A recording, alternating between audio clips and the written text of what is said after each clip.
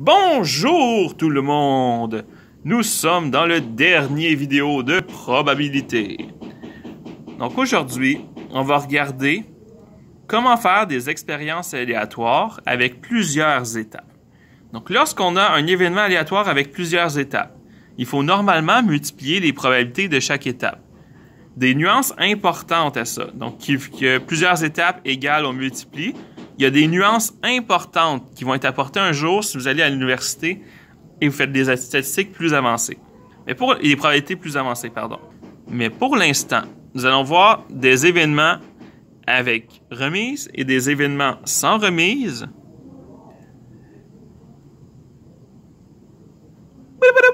Des nuances importantes seront apportées un jour si vous allez à l'université. Mais pour l'instant, on va voir ça comme des événements avec remise et sans remise pour le secondaire 2. Exemple. Cette semaine, il y a 75% de chances de pluie lundi et 80% de chances de pluie mardi.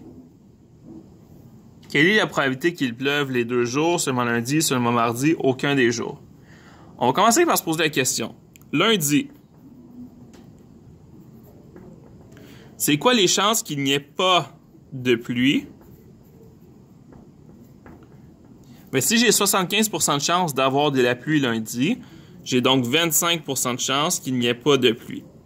Pour mardi, c'est quoi les chances qu'il n'y ait pas de pluie? J'ai 80% de chance de pluie mardi, ça veut dire que j'ai 20% de chance qu'il n'y ait pas de pluie. Avec ces informations, c'est quoi la probabilité qu'il pleuve les 2 jours?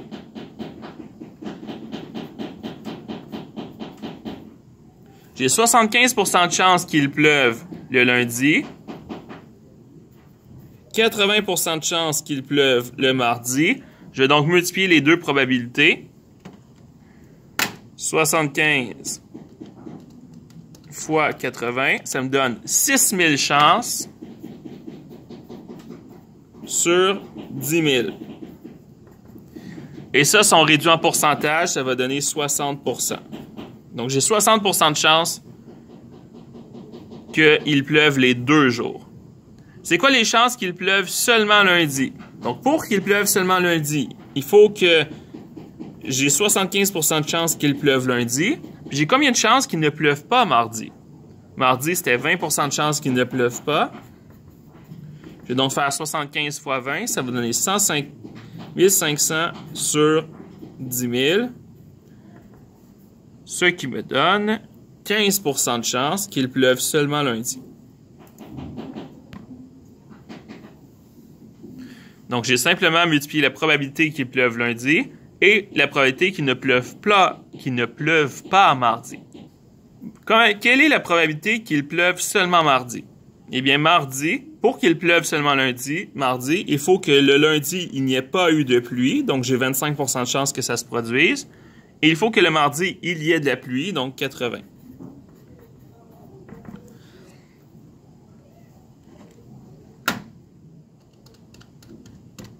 Ça me donne 2000 chances sur un total de 10 000.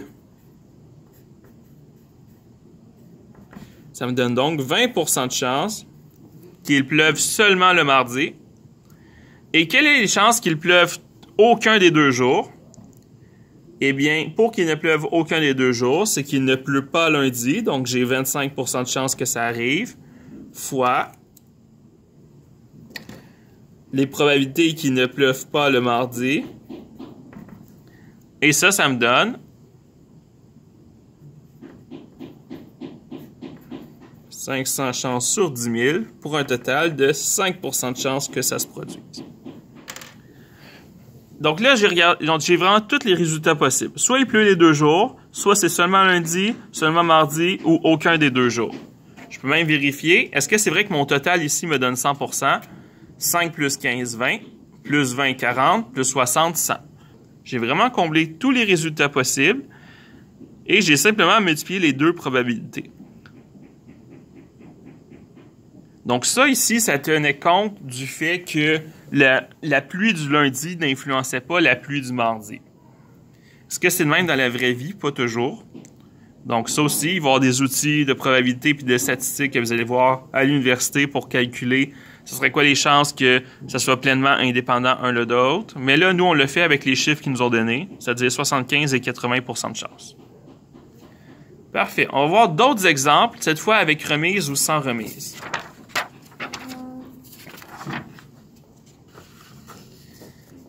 Qu'est-ce que je veux dire par des probabilités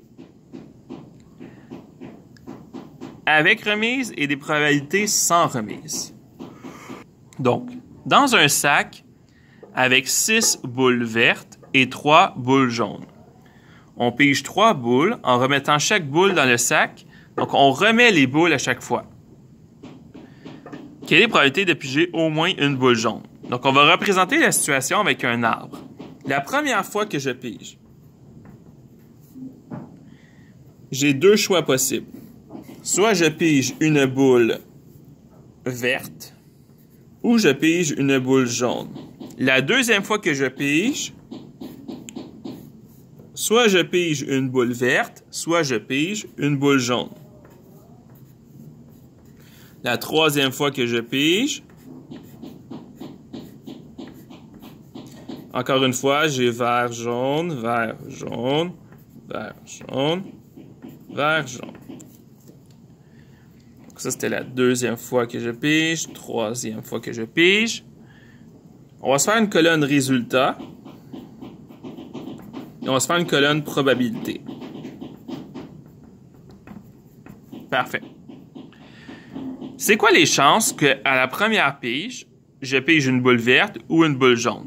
J'ai 9 boules en tout. J'ai donc 6 chances sur 9 de piger une boule verte et 3 chances sur 9 de piger une boule jaune.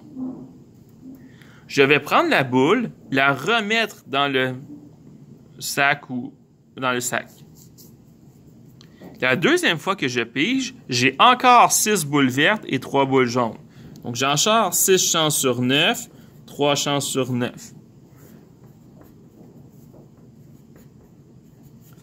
La troisième fois que je pige, j'ai encore 6 chances sur 9, 3 chances sur 9, 6 sur 9, 3 sur 9, 6 sur 9, 3 sur 9, 6 sur 9, 3 sur 9. Ceux qui trouvent ça long faire des diagrammes comme ça, vous avez tort. OK? C'est tracer des diagrammes comme ça, ça prend du temps pour le début, mais ensuite répondre aux questions, c'est vraiment rapide. Donc, le temps que vous perdez à le dessiner, vous le gagnez dans vos réponses plus tard. Maintenant, quels sont les résultats? Eh bien, ici, j'ai résultat vert, vert, vert, vert, vert, jaune, vert, jaune, vert, vert, jaune, jaune, jaune, vert, vert, jaune, vert, jaune, jaune, jaune, vert,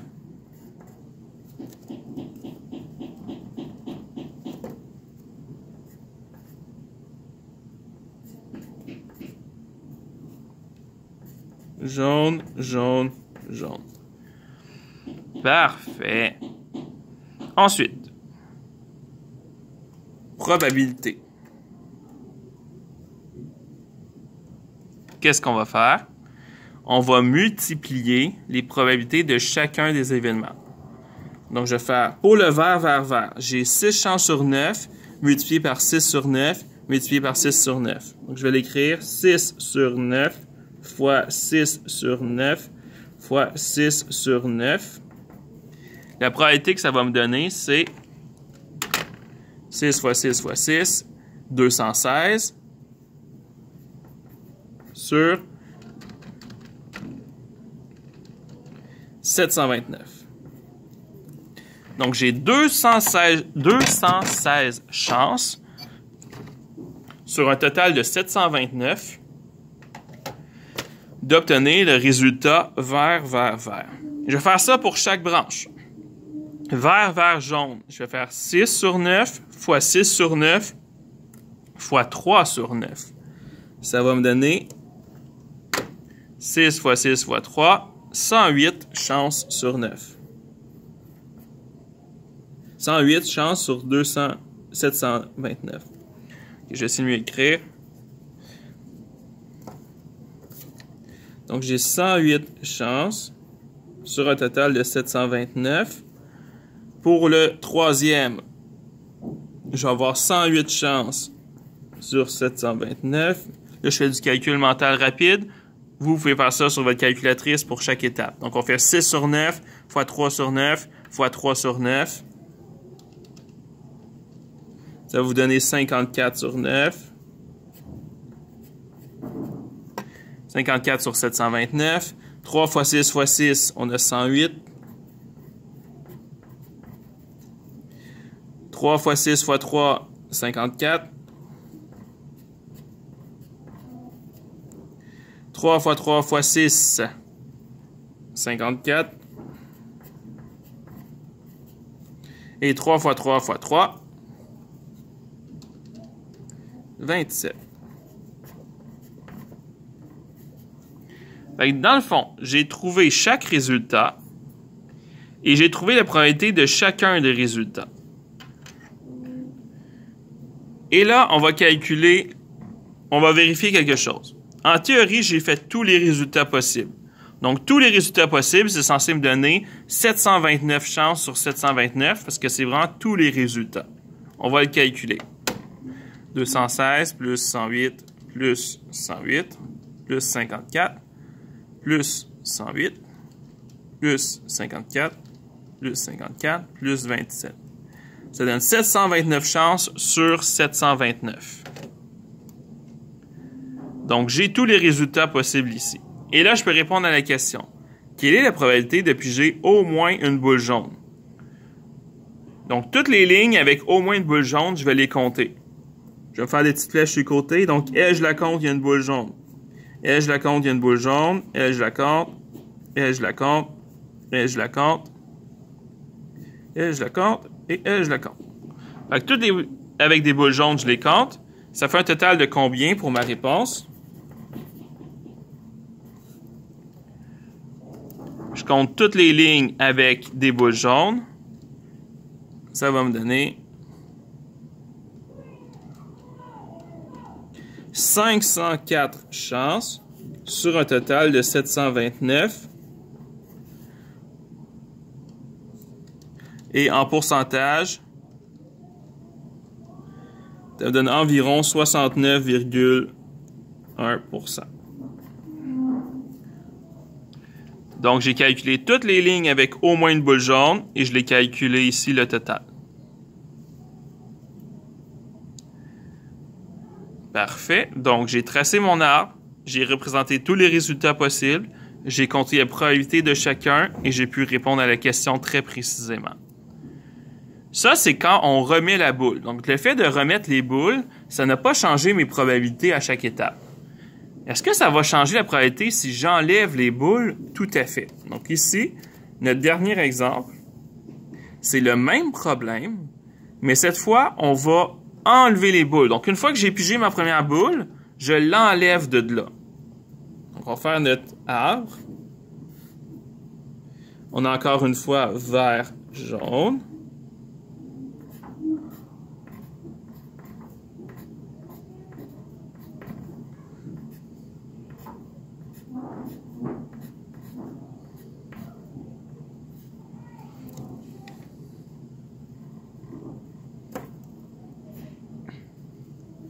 Vert, jaune, vert, jaune, vert, jaune, vert, jaune.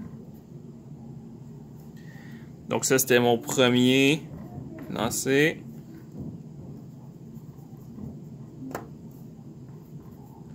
Deuxième, troisième. On va se faire une colonne résultat comme tantôt.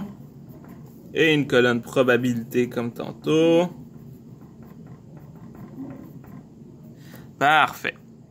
Donc, le résultat, le premier, c'est vert, vert, vert, vert, vert, jaune, vert, jaune, vert, vert, jaune, jaune, jaune, vert, vert, jaune, vert, jaune, jaune, jaune, vert, jaune, jaune, jaune.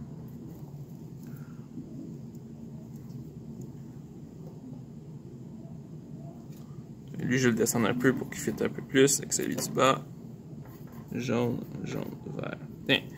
Bon, j'ai tous mes résultats. Quand je pige la première fois, j'ai combien de chances d'obtenir vert? J'ai 6 chances sur un total de 9. J'ai combien de chances de piger jaune? 3 chances sur un total de 9. Donc là, on va imaginer quelque chose. Imaginez là, que dans mon scénario, moi, ce que j'ai obtenu, pour le premier, j'ai obtenu vert. Quand je pige la deuxième fois, il y a une boule verte de moins. Donc, je suis rendu avec 8 boules au total. Donc, ma fraction va être sur 8. Par contre, j'ai enlevé une boule verte. Ça veut dire qu'il me reste combien de boules vertes quand je pige la deuxième fois? Il m'en reste seulement 5 sur un total de 8. Parce que j'en ai enlevé une. Les boules jaunes, j'en avais 2. Comme j'ai enlevé une boule verte, ça n'affecte pas mes boules jaunes. Donc ici, j'ai 3 boules jaunes. Pareillement pour vert. J'ai enlevé une boule verte. Ça veut dire qu'il m'en reste 4 sur un total de 7. Et 3 sur un total de 7 pour les jaunes parce que j'ai pas enlevé de jaune. Parce que si je pige vert, la prochaine fois que je pige vert, il m'en reste seulement 4. Et le total de billes aussi a baissé de 2, il m'en reste donc 9. Donc dans le fond, il faut regarder nos branches et il faut marquer la probabilité qui correspond à ce qui reste parce qu'on n'a pas remis les billes. 6 vertes, 3 jaunes, j'en ai enlevé 1 de chaque, ça veut dire qu'il me reste 5 vertes sur un total de 7 et 2 jaunes sur un total de 7. Et là, on remplit ça partout. J'ai pigé une boule jaune, ça veut dire qu'il m'en reste 2 sur un total de 7, sur de 8, pardon. Il m'en reste 2 sur un total de 8, il me reste donc 6 vertes sur un total de 8. J'ai pigé 2 jaunes de suite. Il m'en reste une sur un total de 7. Il me reste donc 6 vertes sur un total de 7. J'ai pigé jaune suivi de vert. J'en ai enlevé 1 de chaque. Il me reste donc 5 sur 7. Et ici, 2 sur 7. Donc, prenez le temps de bien remplir chacune de vos branches avec la bonne probabilité. Et ensuite, quand on va calculer, on va faire comme tout à l'heure. On va multiplier chacune des probabilités. 6 fois 5 fois 4. Donc, j'ai 6 chances sur 9 fois 5 chances sur 8 fois 4 chances sur 7. Ça va me donner pour le premier 120 chances sur un total de 504. Et là, on va faire ça partout. Donc, 6 fois 5 fois 3. J'ai 90 chances sur 504 d'obtenir vert jaune. Ensuite, 6 fois 3 fois 5. On suit les branches. 6 fois 3 fois 5. J'en ai 90 ici. 6 fois 3 fois 2. J'en ai 36. 3 fois 6 fois 5, ça va me donner 90 ici.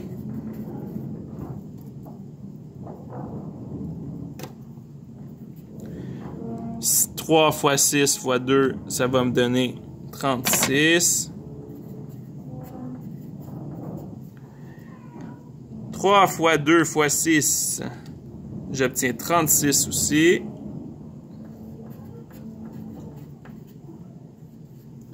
Et finalement, 3 fois 2 fois 1, j'obtiens 6 chances sur 504.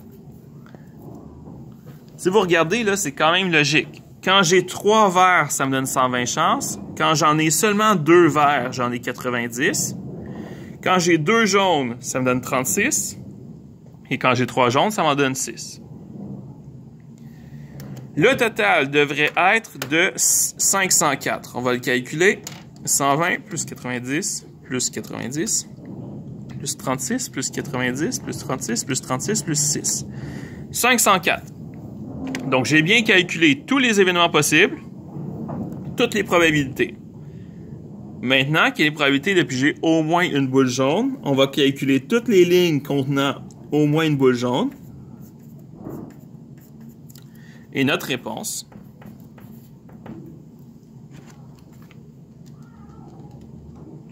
va être que j'ai 384 chances sur 504. Et en nombre décimal,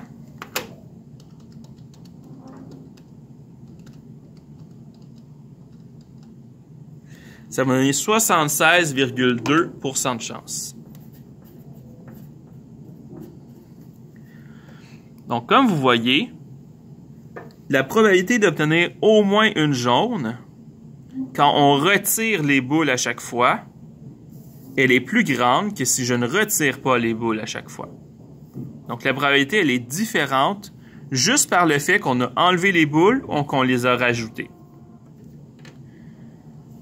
Donc voilà, j'espère que vous avez compris la différence entre avec remise et sans remise. Avec remise, c'est qu'on remet les boules, donc les probabilités restent toujours les mêmes. Sans remise, c'est qu'on enlève les boules, donc ça change les probabilités puisqu'il reste moins de boules à chaque fois. Sur ce, bonne journée et bonne fin d'année tout le monde.